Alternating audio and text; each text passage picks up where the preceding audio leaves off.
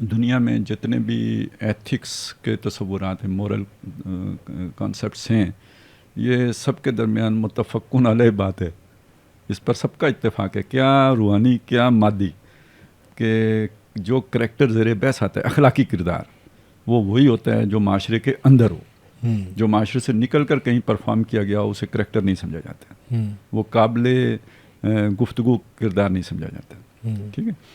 تو جو بات میں نے کہی ہے یہ کوئی میری یعنی تبازاد نہیں ہے، یہ ایک مسلمہ حقیقت ہے.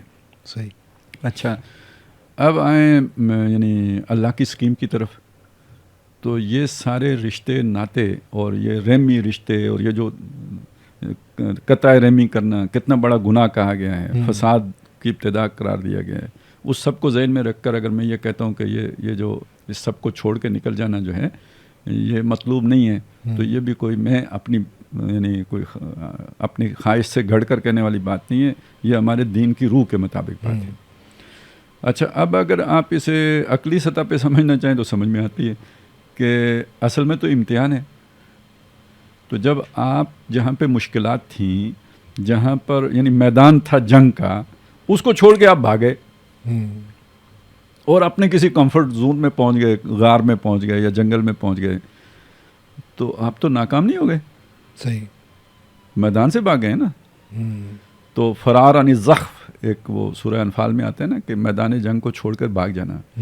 تو جس جگہ پہ اللہ تعالیٰ نے آپ کو پیدا کیا ہے گویا وہ آپ کی اپوائنٹمنٹ ہے، وہ ماموریت ہے وہاں پہ. صحیح. اس جگہ کو چھوڑنا اس طرح سے، وہی بات آپ کہ کیا کریکٹر ہے. ہاں، یہ کیا کریکٹر ہے.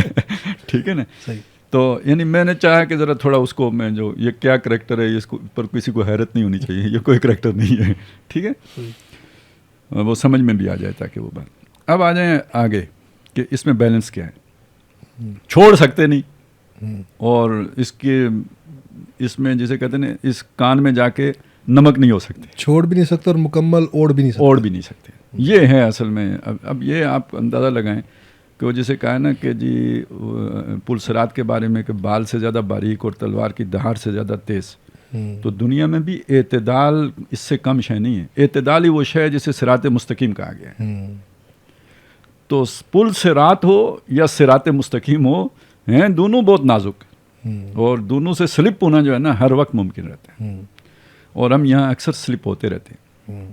اور نبی صلی اللہ علیہ وسلم کا وہ فرمانا بھی ذہن میں رہے کہ آپ نے ایک دفعہ زمین پہ ایک سیدھی لائن کھینچی اور بہت سی آڑی ترچھی لائنیں کھینچی، اور آپ نے فرمایا جو سیدھی لائن ہے یہ سیدھی دوزخ سے پار جنت میں پہنچا دیتی ہے، اور یہ جو آڑی ترچھی ہیں یہ ساری کی ساری دوزخ میں گرنے والی ہیں. تو جب یعنی آپ کے اندر ہر وقت ٹینڈنسی ہوتی ہے موٹر وے سے اترنے کی، ایموشنل کریچر ہے. ہاں جی. تو یعنی آپ نے اپنے آپ کو تھام کے رکھنا ہوتا ہے اس صراط مستقیم کے اوپر، اور وہ بہت نازک اعتدال کی، مطلب وہ انڈسکرائبیبل ہے. ہم آپ کو دو سرے دکھا سکتے ہیں، دو ایکسٹریمز دکھا سکتے ہیں، اس کے درمیان بیلنس آپ نے خود ڈھونڈنا ہوتا ہے.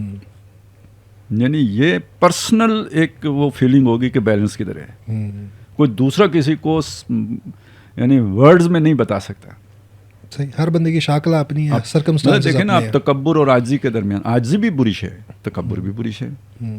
تو اس کے درمیان بیلنسنگ جو ہے نا پوائنٹ کون سا ہے بہت مشکل ہے ڈیفائن کرنا، لیکن ایک فیل ہو سکتا ہے آپ کو. تو آپ کا اپنا پرسنل ایک وہ ہوگا.